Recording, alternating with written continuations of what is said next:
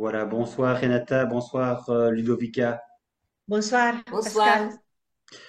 Alors j'ai le plaisir d'échanger avec vous autour spécifiquement des Focolari, qui est un mouvement italien fondé par Chiara Lubich.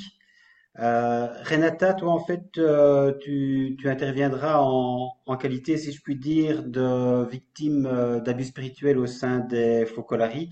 On a eu un échange il y a déjà un certain temps, les Focolari, ou la libération d'une Dupri. Et tu as de fait exposé en fait ton témoignage au travers d'un écrit qui est paru aux éditions Mols en 2020, Dieu, les Focolari et moi, la libération d'une du prix. Donc je dirais que tu es bien placé pour savoir de l'intérieur comment se vivait, je dirais, le charisme des Focolari et en quoi le cas échéant il pouvait être déviant. Et toi, Ludovica, j'ai également eu l'occasion d'échanger avec toi sur ma chaîne. Tu es journaliste en fait italienne à Dista, qui est une revue d'information religieuse, et tu es membre également du réseau Italy Church 2, qui est une coalition en fait de 9 groupes de victimes et de défenseurs. Et on avait eu un échange précédent au sujet de la lettre précisément d'Italy Church 2 aux évêques en 7 points. Alors cette fois-ci, je le disais, on se retrouve autour des abus, malheureusement, une fois encore, ici en l'espèce des Focolari. On sait bien que de manière, je dirais, générale, universelle, les abus spirituels, sexuels, on en connaît de plus en plus au sein de l'Église, de différents mouvements et communautés d'Église. Ces abus ont été dénoncés pour mettre fin à l'omerta et souvent ont été dénoncés par les médias et par des laïcs. Et donc aujourd'hui, on va me parler des abus sexuels connus également au sein des Focolari et plus particulièrement dans le cadre d'une affaire, entre guillemets, l'affaire Jean-Michel Merlin. Il y a eu un rapport en 2022 d'une enquête indépendante sur les abus historiques envers les enfants, sous-titré Conclusion sur les allégations d'abus sexuels par JMM. Il s'agit en fait de Jean-Michel Merlin et la gestion de ces événements par le mouvement des Focolari. Alors, je lisais justement dans ce rapport, Ludovica, qu'en fait, des allégations d'abus, entre guillemets, au sens large, concernant l'intéressé remontent à 1958.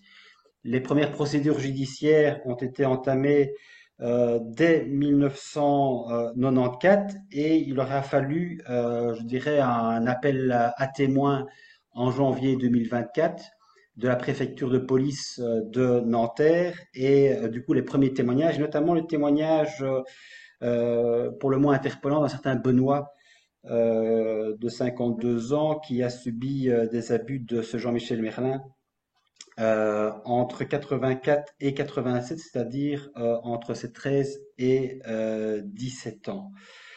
Alors, la première question, Ludovikas, pour constituer un petit peu, j'ai envie de dire, le personnage, qui est ce fameux Jean-Michel Merlin? Hmm. Alors, très souvent, les grands abuseurs sont des personnages très charismatiques qui ont une grande part de lumière. Et on peut dire que Jean-Michel Merlin n'était pas une personne hum, moyenne au-dedans du mouvement des Focolari. Il était une personne très considérée, très aimée.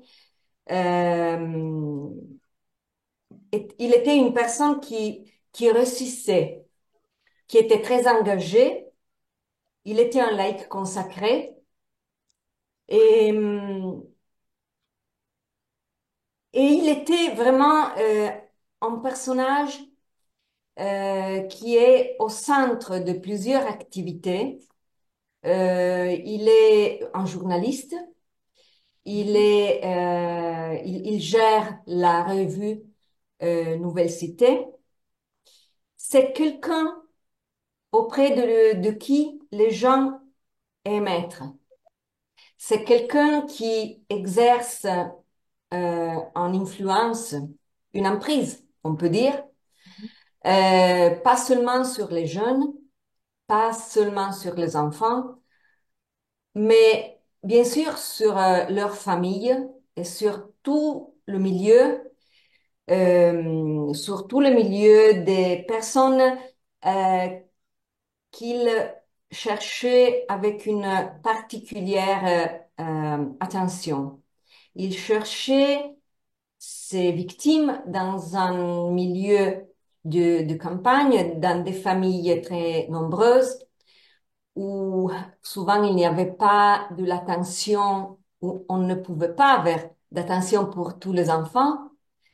Et alors, il était en gré de euh, offrir à ses enfants quelque chose d'inoubliable, des souvenirs, des expériences. Il était très aimé par les parents. Il, euh, il, il, euh, il était très, très efficient dans comment dire, dans l'œuvre d'obtenir la confiance des familles. Oui. Et son profil est un profil d'un abuseur serial avec des grandes difficultés dans, dans la façon de gérer sa sexualité. Et son cas, en effet, est un cas particulier dans le sens qu'il traverse 50 ans d'histoire des focolari. Oui. Et,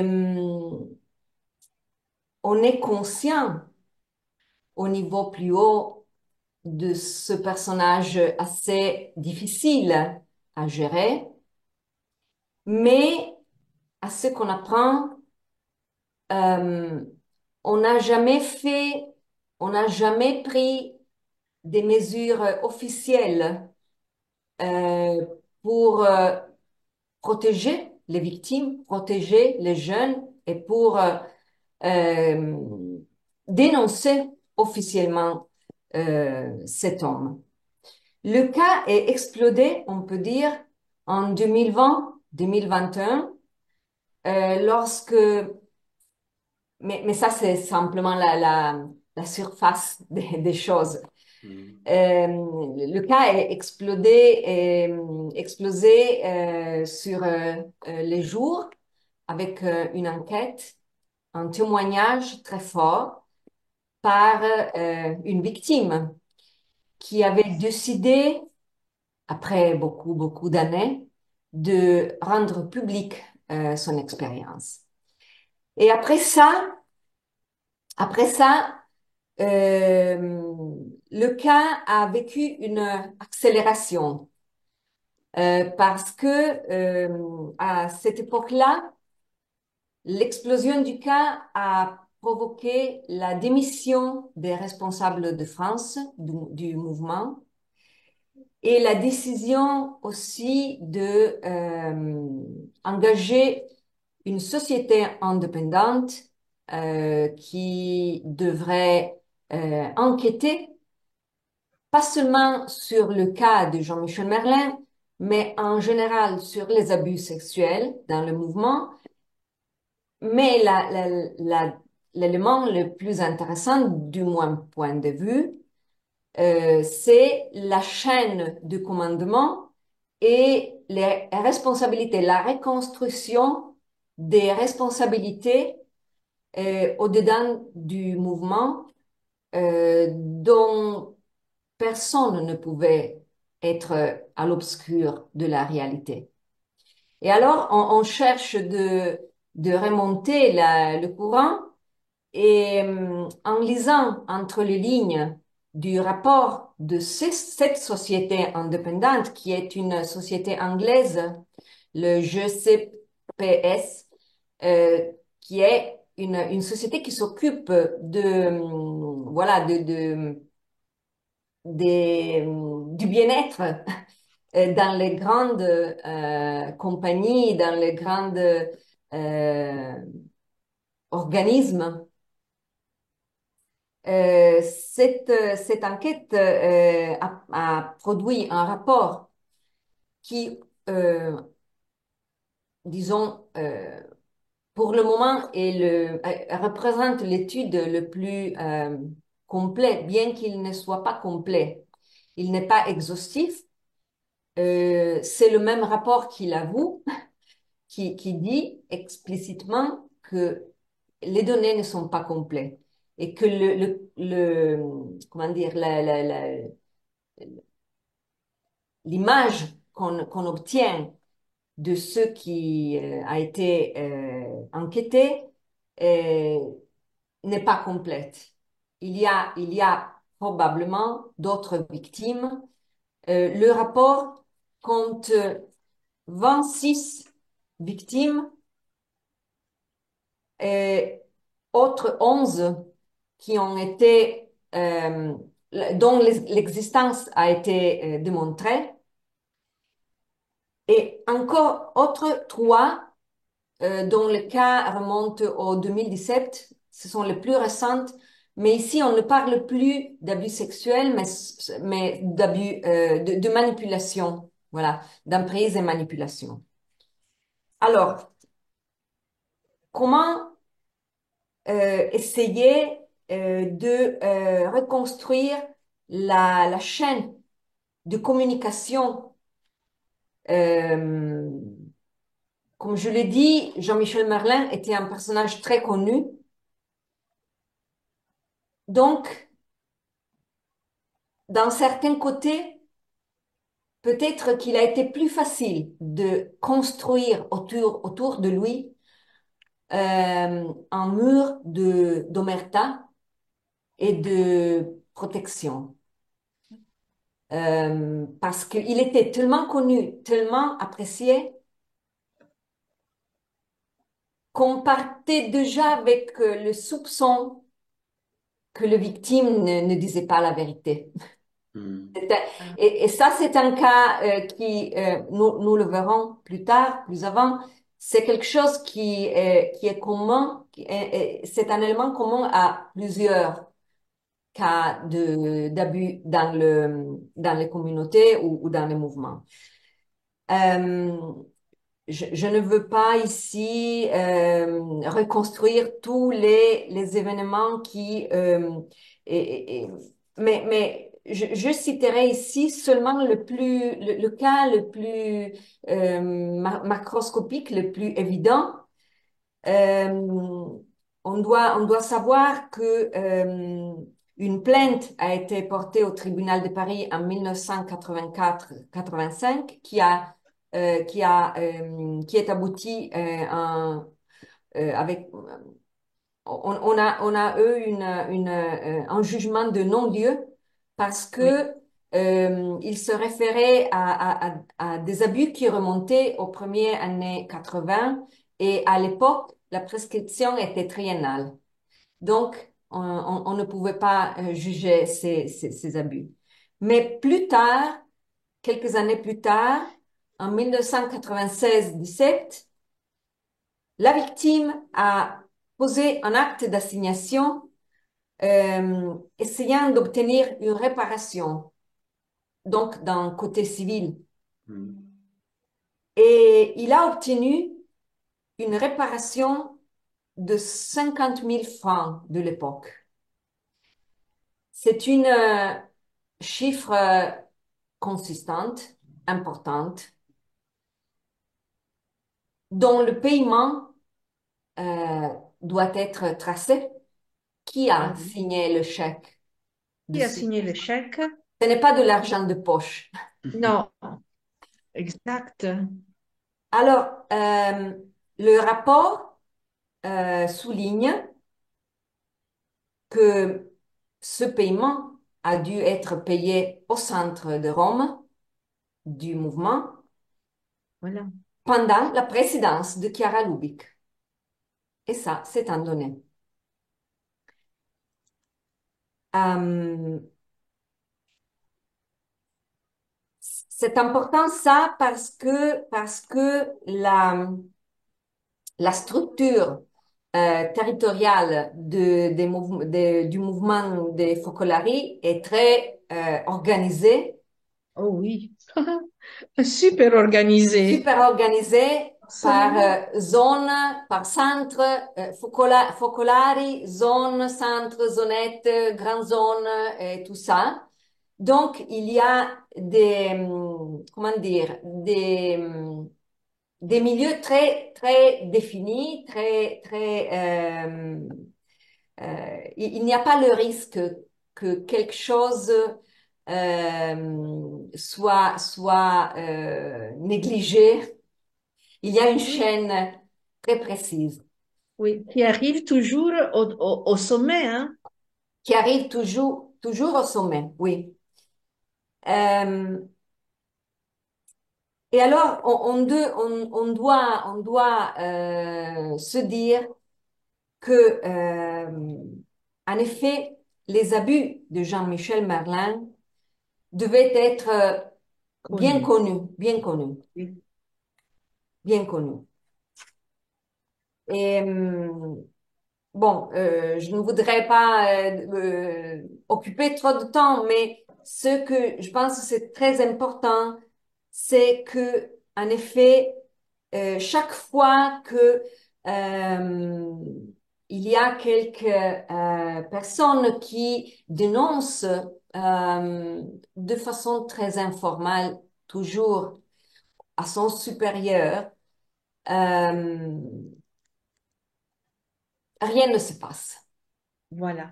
Rien ne se passe. Il y Tout a à un fait. petit exemple qui est cité à la page 14 du rapport. En 2002, euh, il y a une dénonciation à l'archevêché de Paris. Il y avait à ce temps-là le cardinal Lustiger.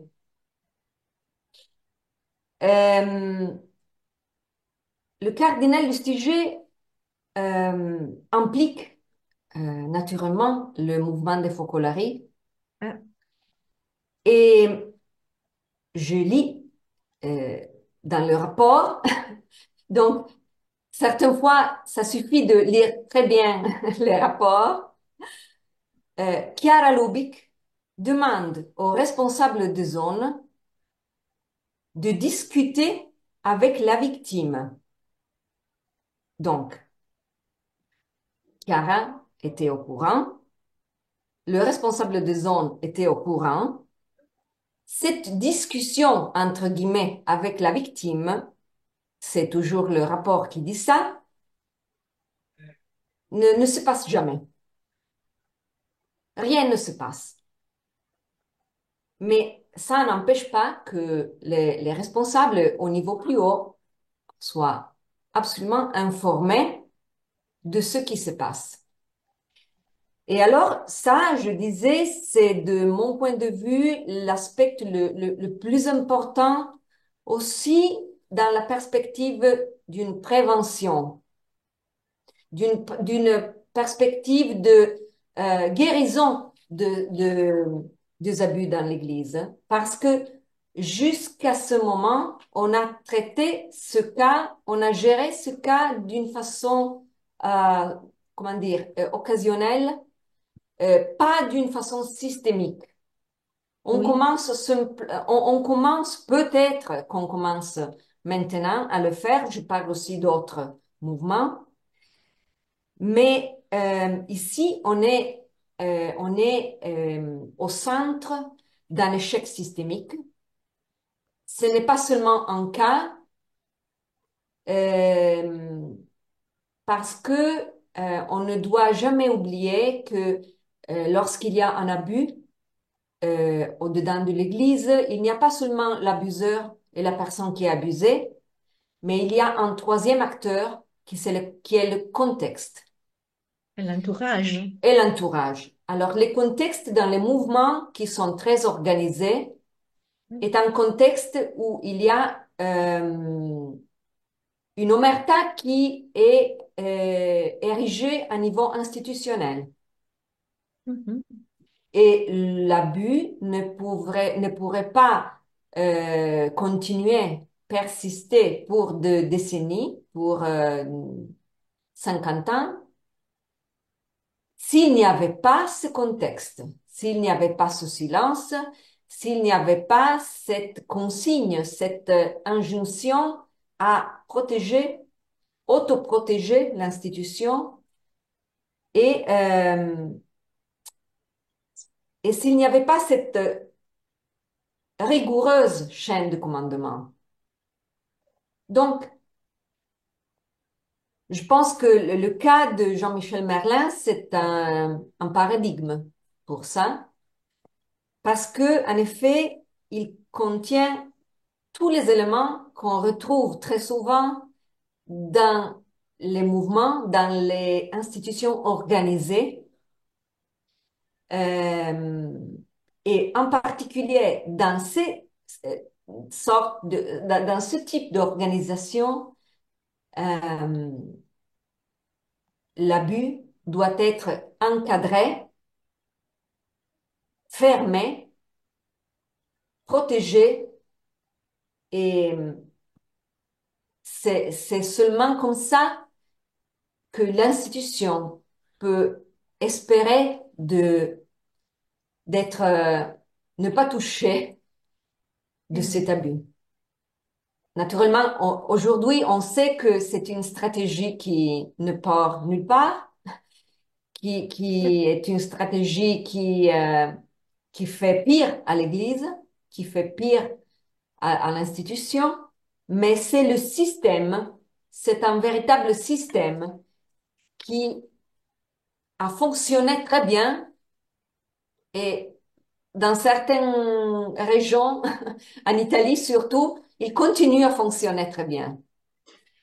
Ce qui est étonnant, Ludovica, finalement, c'est que ce système dont tu dis ça ne peut pas durer éternellement, ce qui est déjà quand même assez étonnant, finalement, c'est que ce système a quand même perduré pendant 21 siècles, parce que quelque part, c'est maintenant qu'on tire des grands yeux que la plupart des fidèles, des croyants sont sidérés de réalités. Ça veut dire que ces réalités ont pu effectivement être cachées, masquées, et que l'omerta, elle a pu perdurer pendant des siècles. Et maintenant, grâce aux médias, grâce aux journalistes comme vous, grâce à la société civile, les choses bougent. Et les victimes peuvent enfin, j'ai envie de dire, sortir de terre et prendre la parole, ce qui est extraordinaire, parce qu'on voit bien que les victimes, quand même, dans ce cas-ci aussi, ça fait longtemps qu'elles parlent, en fait, et qu'elles sont étouffées. Oui, Et c'est tout récent que maintenant la parole ne peut plus être étouffée et qu'une victime, quand elle parle, sa parole est audible. Là, on voit dans ce dossier-ci, il y a un appel à témoins, donc c'est la justice, la police oui. qui s'en mêle. Donc là, ça sort du milieu ecclésial et ça permet de fait d'aller jusqu'au bout sur le plan civil, parce qu'on sait que sur le plan évidemment ecclésiastique, la justice ecclésiastique, par définition, c'est pas la victime qui est mise, je dirais, en exergue, qui est mise au centre du problème. Ce qui est mis évidemment au centre, c'est la réputation de l'Église et donc l'étouffement. Donc ça, c'est quand même assez étonnant aussi finalement que ici en l'espèce, cette personne a pu œuvrer pendant 50 ans. Elle a quitté le mouvement en 2016 et donc elle a pu, de fait, pendant toute sa carrière, entre guillemets, commettre des abus avec cet aspect que tu soulevais tout à l'heure, qui est le caractère systémique des abus. Ça, c'est vraiment nouveau. Là, pour le coup, on l'entend peut-être davantage encore en Italie pour la première fois. On en a parlé il n'y a pas si longtemps que ça dans le rapport de la SIAZ et le rapport de 2022 dont on parle ici. Il parle de caractère systémique et il parle de fait également de la manipulation et de l'emprise. Mais j'ai envie de dire, euh, comment c'est possible quelque part? Parce que d'un côté, on a l'Église qui, depuis quelques années maintenant, parle de tolérance zéro, qui, à travers sa morale qu'elle essaie un petit peu d'inculquer à la société, n'arrête pas de parler de la dignité humaine, du droit absolu à la vie, de l'avortement, qui fustige l'euthanasie, que ce soit en France ou dans les pays où c'est adopté. Et d'un autre côté, quand il s'agirait quelque part de montrer l'exemple. Là, au contraire, on se rend compte que de façon systémique, l'Église a tué les abus. Comment toi, Ludovica, tu vois cet hiatus, ce gouffre entre ce que l'Église propose à la société civile comme étant une morale qui serait, je dirais, juste par rapport devant Dieu, et la façon dont l'Église elle-même fonctionne en interne. C'est une question, à mon avis, de stratégie d'autoprotection.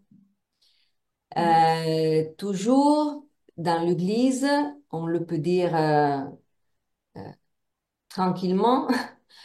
Euh, on n'a jamais donné de la relevance, de l'importance à la victime. Oui. Euh, c'est, c'est vraiment paradoxal ça, parce que on attendrait de l'Église et de sa position, de son standard moral très haut, on s'attendrait une attention euh, privilégiée envers la victime. Mais en tout cas, c'est exactement le contraire. C'est exactement le contraire parce que la victime est l'élément qui déstabilise la continuité de l'Église et comment dire, le prestige que l'Église comme société dans la société euh, veut continuer à exercer. euh, c'est un exemple ici en Italie. La culture même est encore très signée, très caractérisée par cet héritage culturel catholique. Et l'Église, on peut dire ici en Italie, a encore une prise, une emprise très forte, très forte. Alors, on a peur de perdre ça et la voix des victimes est étouffée parce que est la voix qui montre à l'Église euh, son caractère de institution qui n'est pas capable de protéger euh, ses membres.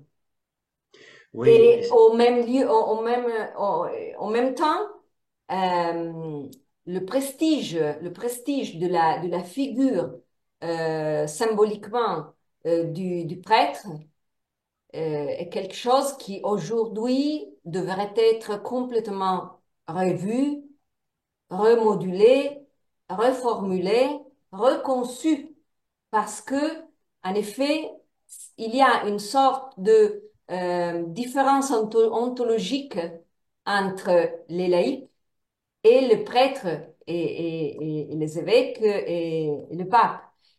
Euh, donc, on fait, c'est vraiment très difficile de se poser d'une façon frontale envers le clergé. Parce que ce sont les laïcs même, très souvent, qui ne le veulent pas faire. Et en effet, lorsqu'ils décident de dénoncer un abus, ils le font d'abord près de l'Église. Ils ne vont pas à la police parce que il y a l'espoir de réussir à établir un contact réel de l'Église mère à ses enfants qui ont été blessés. Et alors, on ne veut pas à la police. Mais c'est un tragique erreur, ça. mm. Parce qu'on voit tous les jours que la justice ecclésiastique, dans la meilleure des hypothèses, est très, très lente. Dans Et, la normalité, il et n'aboutit à injuste. rien. Il n'y a Il rien. n'aboutit à rien et il n'a pas de transparence. C'est le royaume de l'opacité. Les dossiers entrent au Vatican et ne sortent jamais. Donc, euh, ce sont des stratégies de protection de l'institution qui, malheureusement, je pense que très tôt, elles vont conduire l'Église à la perte totale de crédibilité auprès des fidèles. Parce que même les fidèles, finalement, Ludovica commence à se rendre compte que de fait, en interne, rien ne se passe. Et donc, ils commencent eux-mêmes à oser prendre la parole, notamment dans les médias, notamment en saisissant la justice, en déposant plainte. Donc ça, c'est quand même, je dirais, un réflexe assez neuf de se dire on ne peut rien résoudre en interne et donc il y a une perte de confiance du coup aussi gigantesque évidemment. Et pour beaucoup de croyants qui ont fait confiance, cette perte de confiance est réellement aussi une profonde blessure par rapport aux attentes énormes que les croyants avaient par rapport à l'Église, qui justement était un petit peu ce rempart, cette forteresse contre, j'ai envie de dire, la modernité, contre la société qui est censée être une société un peu pervertie. Et donc il y avait une morale de l'Église qui était censée quelque part tenir la route. Et là, on se rend compte, comme tu le disais, que c'est clairement l'opposé qui se déroule. Donc c'est quand même une véritable claque aussi dans le, je dirais, dans l'esprit des fidèles et plus encore des victimes, parce qu'elles se rendent compte au premier chef comment elles sont traitées par l'Église en interne. Oui, oui, c'est absolument comme ça. Ce que je trouve, c'est qu'en effet, il y a une très grande souffrance dans les personnes les plus liées à l'Église pour des raisons euh, générationnelles ou bien pour des raisons spirituelles. Euh, Soit qu'on prend en considération l'aspect plus culturel que l'aspect plus spirituel. Donc, il y a différents niveaux de lien avec l'Église. Mais ce que je trouve, c'est que dans une époque où, en effet, il n'y a plus, depuis longtemps, de points de repère très sûrs, comment dire, solide et au-dessus des soupçons, au-dessus de tout. Alors, en termes existentiels, c'est très difficile d'avouer que l'Église non plus est, s'est écroulée. Oui, c'est un Ce n'est peu. La plus une trahison des institution. pères, la trahison des La pères. trahison de père, la trahison de père. Oui, du coup, il y a une perte de Voilà. repère aussi. Oui. Ah Oui. oui, mais si vous permettez, avec Pascal Hubert, on a collaboré au livre de l'emprise à la liberté avec d'autres victimes. Et il y avait des victimes du mouvement des Focolari qui ont parlé. Et là aussi, on avait décidé de rester sous couvert dans le sens que enfin, mon nom est sorti dans ce livre parce que était lié à la façon dans laquelle le livre avait été conçu, mais pas par le témoignage direct dans le mouvement des Focolari. Et je me rappelle très bien que Olivier Legendre, que probablement la plupart du public francophone connaissent, et qui avait écrit La confession d'un cardinal, là aussi, cardinal anonyme. Et on dénonçait les dérives sectaires de Comunione e Liberazione, Opus Dei, Légionnaire du Christ, Focolari et je sais plus, quelques autres mouvements. On restait là aussi sous anonymat. Puis, un certain moment, pourquoi? Après avoir trouvé ce livre, La confession d'un cardinal, avoir épluché un peu comme Ludovica a fait avec le rapport du GCPS Consulting, j'ai trouvé tous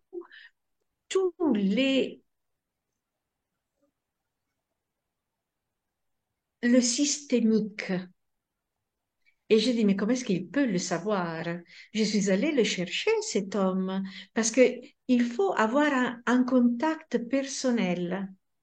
Et Olivier Legendre a voulu lire toutes mes pages qui sont sorties depuis 2010 en 2018, qui ont été Dieu, les Focolari et moi publiées. Et il m'avait dit ceci, Renata, si tu veux être encore martyr, tu peux publier. Ça sonne tellement vrai. Que- oh, quelqu'un va te tuer. Ce sont des personnes qui sont cattives. Comment est-ce que tu vas traduire ça? Mauvaises, non? Et elles sont... Bon, donc, je dis, on va noyer le poisson dans la multitude. Là, on a témoigné en 11 témoignages. Les auteurs ont fait leur analyse. On a trouvé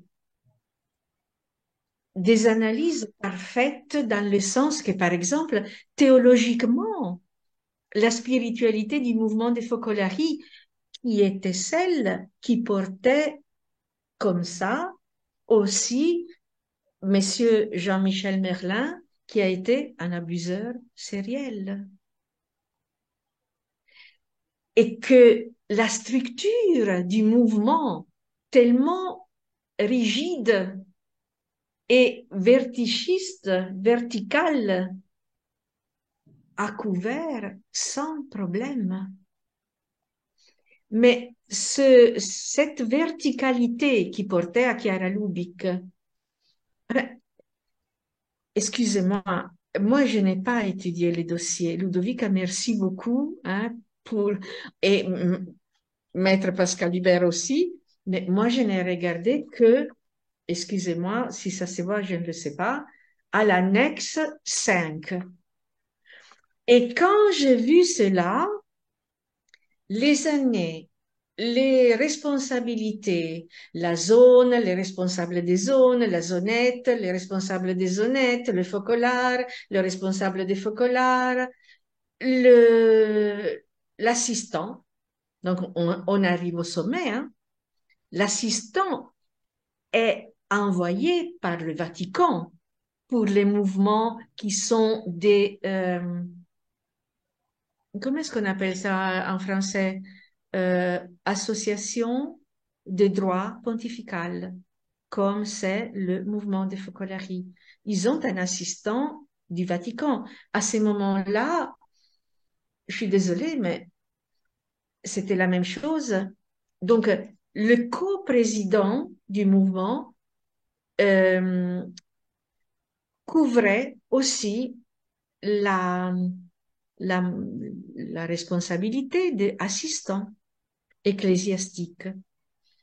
Ça donne ce que j'ai étudié après être sorti du focolare, qu'on ne peut pas, on ne peut jamais cumuler des responsabilités, puisque ce pouvoir qui devient énorme au sommet écrase les les plus simples et spontanés, enfin, ceux qui veulent vraiment sincèrement chercher Dieu. Ils sont écrasés par ces pouvoirs. Bien, ce que si je regarde cette annexe 5, je prends peur. Je connaissais tout le monde.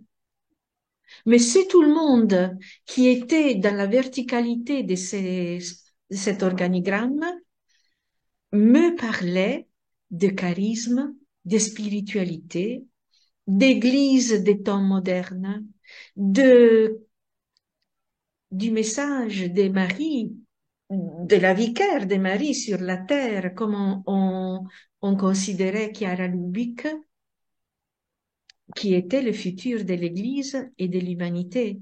Or, si on veut être cohérent, après tout ce que Ludovica vient de euh, Retracé. retracer et dévoiler, euh, nous avons cru à un charisme qui cachait dei, dei reati, des crimes. Je suis désolée, mais ça, l'annexe 5, c'est la seule chose que j'ai étudiée. Et j'ai les larmes aux yeux à comprendre aussi que la plupart de ces gens qui sont là dans dans le tableau sur le bleu, là, où cet argent a été payé avec le chèque traçable, ce sont des prêtres. Ce sont des focolarini, ok, mais ce sont des prêtres, focolarini prêtres plutôt. Donc, cela signifie, enfin, je vais le dire comme ça, qu'il y avait personne qui était cohérent avec sa conscience. Comment pouvoir, nous, en tant que cré- pardon, chrétiens, Gen, focolarini externes, focolarini du focolare, Loppiano, Montet et tous les tralala que nous avons vécu, pouvoir accepter d'un bout à l'autre que tous ces châteaux, excusez-moi, mais il y avait qui parlait des châteaux extérieurs. Sainte-Thérèse d'Avila, c'était le château intérieur. La comparaison était avec une docteur de l'Église, Teresa d'Avila, Saint-Jean de la Croix, et Chiara Lubic et toutes ses compagnes, ses compagnons. Non, je veux dire, mais c'est à taper la tête au mur, hein. Je veux dire, ces mêmes gens qui parlaient de perfection nous ont caché des crimes. Et donc, et l'Église hiérarchique, parce qu'on peut aussi dire nous sommes l'Église, hein, mais l'Église hiérarchique n'a rien vu, n'a rien voulu voir, a tout laissé passer, que ce soit des délires mystiques, que ce soit des crimes sur des enfants par des personnes qui auraient dû être mis au cachot. Je Mhm. suis désolée, hein. Mais Dénoncer. il y a pas désolé, c'est un minimum quelque part quand on est saint d'esprit et ça y aide. Mais j'ai envie de te poser une question, Renata, parce que c'est vrai que je le disais tout à l'heure en te présentant, tu es rentré toi dans les focolari assez jeune. Tu es parti maintenant depuis des années. Tu as suivi évidemment ça de très près, même en étant à l'extérieur pour le coup. Tu as aussi suivi l'éventuelle béatification de Chiara Lubich, donc de nouveau Oui. mettre quelqu'un sur un piédestal. Du coup, j'ai envie de te poser la question de savoir si finalement ce qui maintenant est connu, bon, notamment, mais ce sera sans doute pas la seule personne, mais via Jean-Michel Merlin, les abus sexuels qui ont été rendus possibles par l'omerta, toute la hiérarchie dont Ludovia nous a parlé, est-ce que finalement cette situation-là t'étonne ou bien tu te dis, ben oui, il y avait les abus spirituels, j'en ai connu, mais finalement, ce n'est jamais que quelque chose qui devait arriver un jour ou l'autre, et donc ça ne m'étonne pas plus que ça. Mais non, je suis scandalisée. Je- Figurez-vous, je suis désolée, hein, je suis peut-être naïf, moi, mais depuis 2019, j'ai suivi le congrès qui est venu à Rome et qui a été réuni par le pape François, Hans Zollner, le père jésuite qui l'a organisé. Ce n'est pas n'importe qui. C'est un psychologue tout d'abord, c'est un jésuite. J'avais eu des contacts personnels. Depuis lors, 2019, nous sommes en 2024. J'ai fait un chemin tout à fait autre, à partir d'une seule chose, le témoignage que Mary Collins a donné à ce moment-là. Cette victime d'un prêtre pédophile qui a été abusé dans son jeune âge a été demandé d'un témoignage. Elle a témoigné ceci.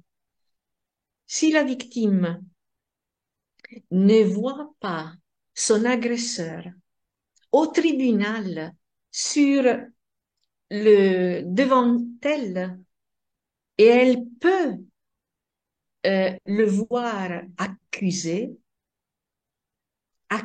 hein, ne pourra jamais commencer un chemin de résilience. C'est une vérité, celle-ci, qui a conduit Mary Collins, c'est pas la seule, à quitter la commission de la tutelle des victimes qui est au Vatican. Pour la même raison de dysfonctionnement, j'ai vu, moi, je regarde de l'extérieur aussi, hein, je ne suis pas dans les secrets du Vatican, mais j'ai tout suivi. Je vois le père Zollner quitter la même commission. J'entends le pape François à plusieurs reprises crier tolérance zéro et les faits disent exactement le contraire. Donc, c'est drôlement et c'est très bien expliqué ça, je crois. J'ai entendu un jour le directeur de Il Sismografo dire que parfois notre Église, et notamment les dirigeants, hein, donc chacun a des contacts différents, mais enfin, dans l'ensemble, on clignote, on met le clignotant à gauche et on tourne à droite. On met le clignotant à droite et on tourne à gauche. Qui regarde, qui cherche un point de repère aujourd'hui dans l'Église. Et j'ajoute une chose que je viens de découvrir, mais je dois encore comprendre jusqu'où ça va m'amener. Le contraire de ce qu'on avait dans le temps quand il y avait Paul VI, le pape Paul VI, qui avait donné des lignes à suivre tout à fait sociales. Je me rappelle encore, j'étais petite, j'étais jeune, mais on avait un prêtre qui nous passait la Popolorum Progressio. J'ai lu tout ça, Pascal, Ludovica, vous n'allez pas le croire, c'était fascinant. C'était fascinant, mais pourquoi? On a été, moi, j'étais une personne pleine d'idéaux, pleine de rêves. Quand j'ai vu, excusez-moi si je reviens à la réalité d'aujourd'hui, l'annexe 5, j'ai dit, mince alors, toutes ces personnes, depuis mon âge de 11 ans, m'ont trahi. Et sous couvert de la Sainte Église catholique, hiérarchique romaine. Or, tu me demandes si si je m'attendais à ça, si je suis bouleversée, je suis plus que bouleversée. Je vous disais, en vous posant mes questions, auxquelles j'ai trouvé toutes les réponses là maintenant, hein, mais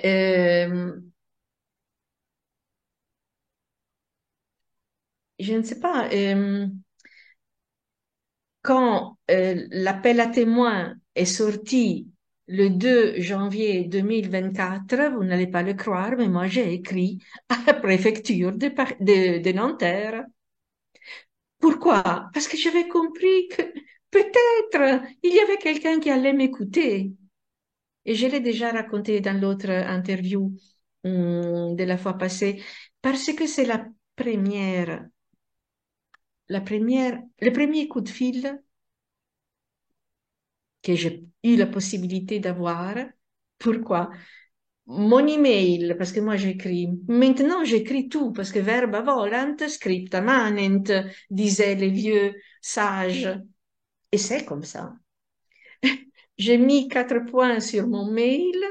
Après 2 minutes, que j'avais envoyé le mail, l'officier de police de la brigade de Nanterre m'a téléphoné. J'ai dit, mon Dieu, Paris, France.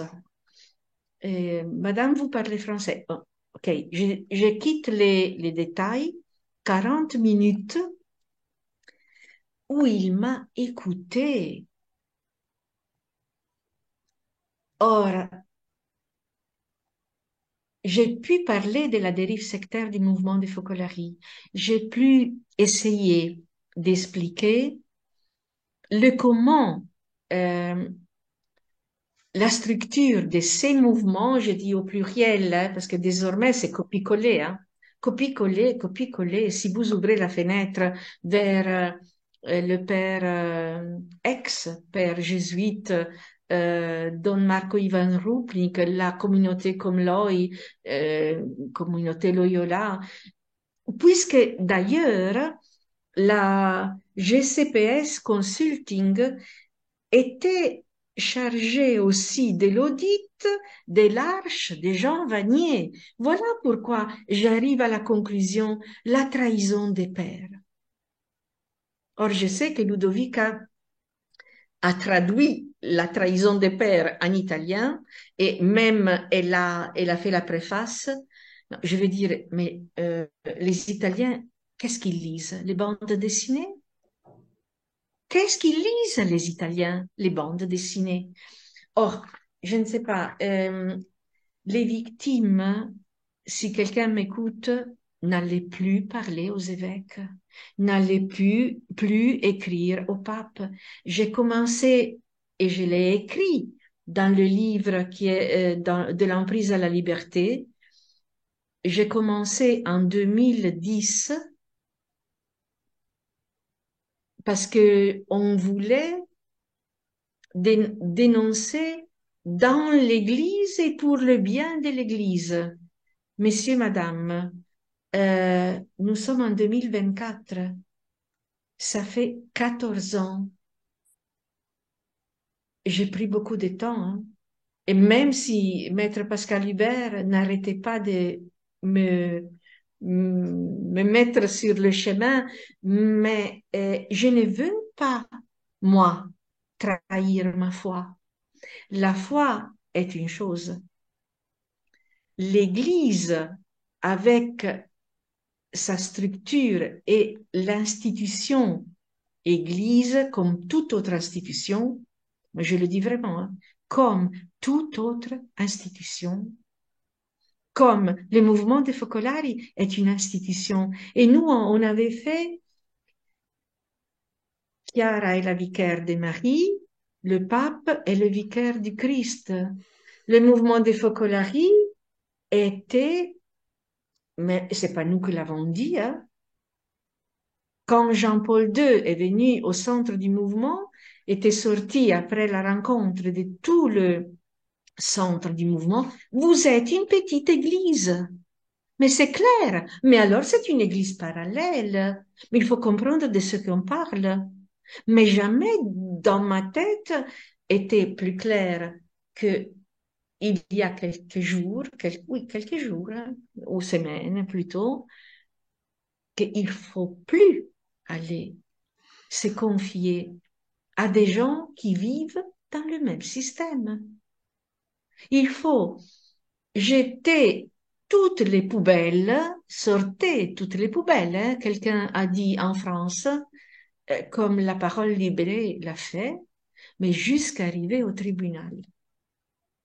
Mais comme quoi, Renata, c'est ça que je disais tout à l'heure, c'est vrai il en faut du temps, d'où aussi justement ma question, parce que quelque part, les Focolari, ça arrive maintenant, d'autres communautés semblent encore, j'ai envie de dire, relativement protégées, relativement peu suspectées d'abus, mais ça viendra sans doute, mais c'est vrai que les Focolari arrivent un petit peu, j'ai envie de dire, sur le tard, parce qu'elles ont réussi précisément à garder plus longtemps que d'autres le silence, l'omerta, les abus en leur sein, mais quelque part, ce n'est jamais que la conséquence des abus que l'on connaît, que l'on a vu, que l'on a entendu parler dans d'autres communautés ou mouvements d'église. Donc, quelque part, on se rend bien compte que c'est toute l'Église, évidemment, qui est Ben oui. impactée et qui est sujet aux mêmes dérives. Alors, on parle du caractère systémique en disant, dans telle ou telle communauté, il y a des abus systémiques, mais forcément, plus largement, les communautés font partie d'une Église. Donc, on disait tout à l'heure, c'est un corps, c'est un corps. Il y a la personne qui est abusive, mais il n'y a pas que la personne. Cette personne appartient à un système qui est la communauté appartient à un système qui est l'Église. Donc, je veux dire, on ne peut pas disséquer, je dirais, l'Église de la personne de base. Et c'est très bien, c'est très beau évidemment de dire l'Église c'est nous, mais en réalité, le fidèle, par définition, il n'a strictement rien à dire.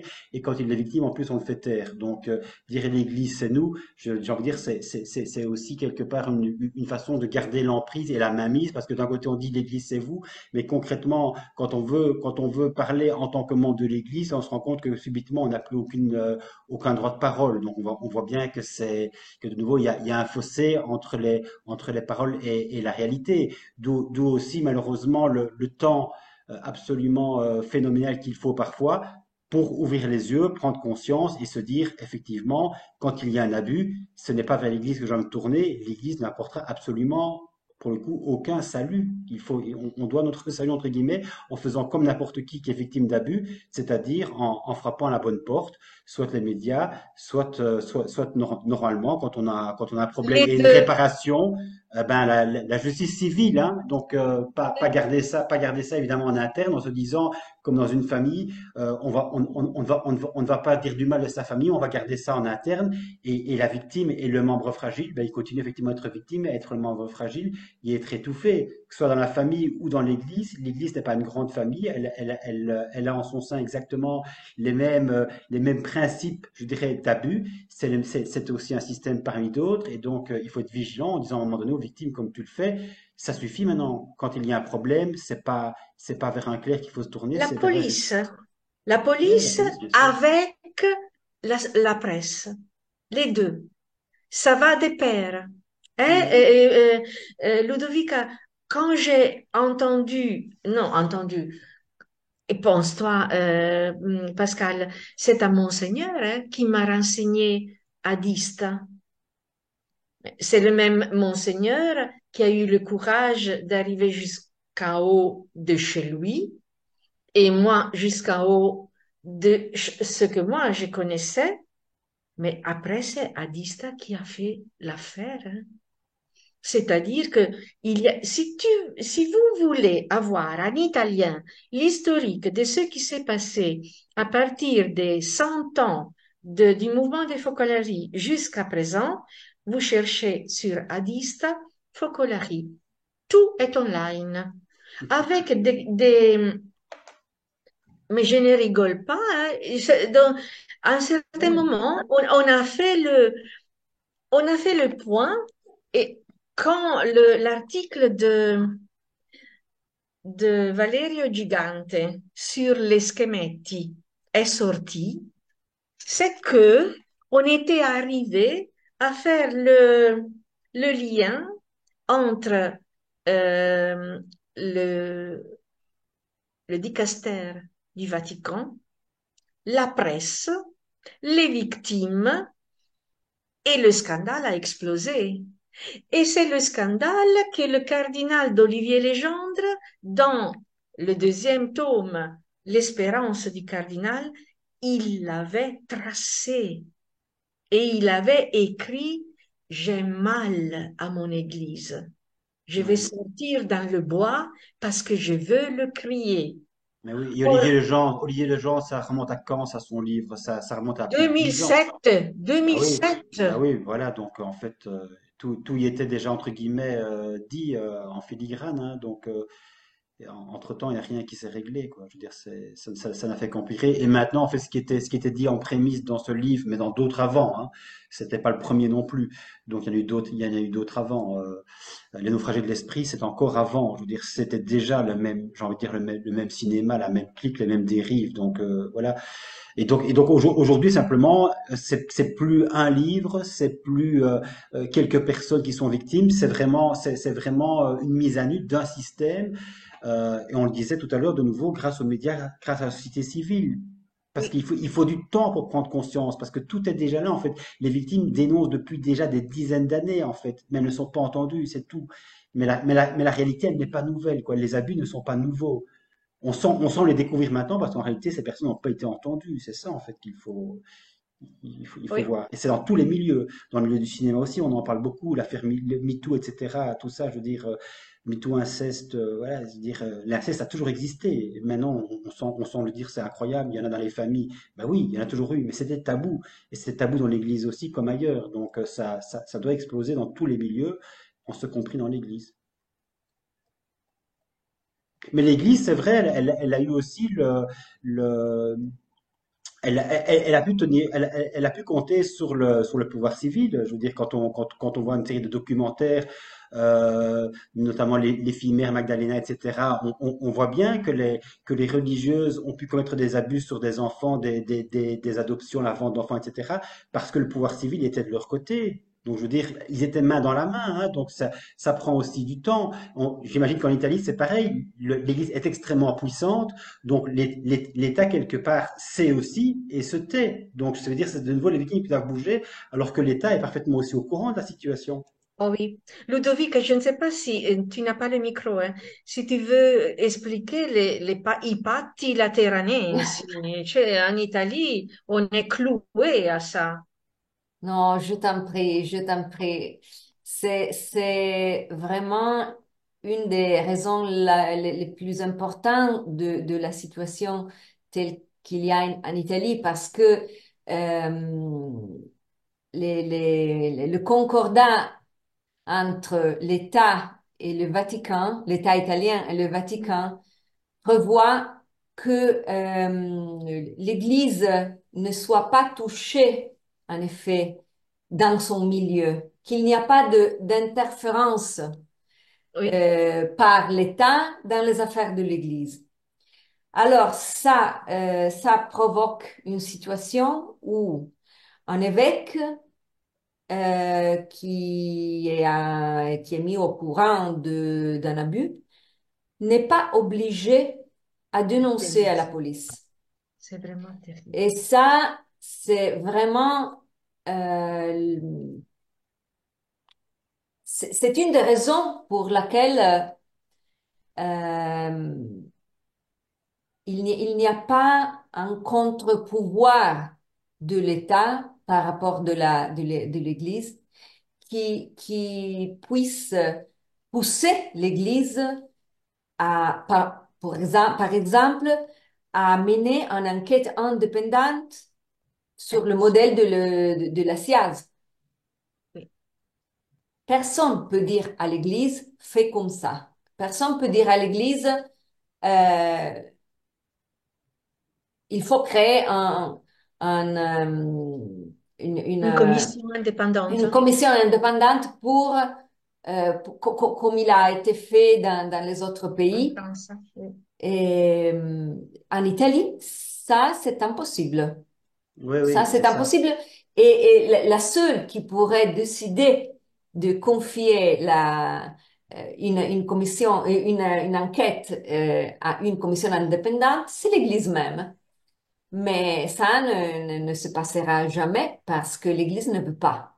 Hmm. Et alors, il y a seulement le pouvoir de l'extérieur de la presse, Voilà. des médias Oui, bien sûr. ou des victimes.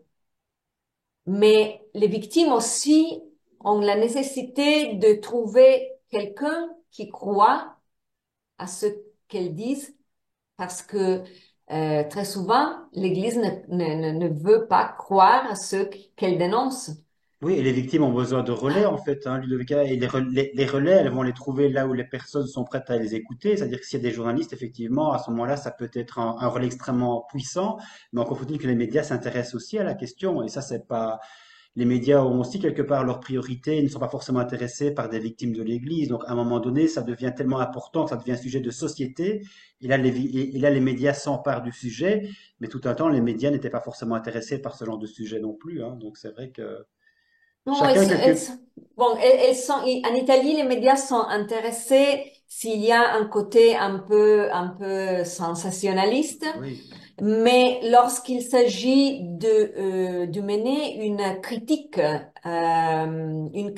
sérieuse, argumentée, systémique, au système de l'Église, les médias sont totalement absents.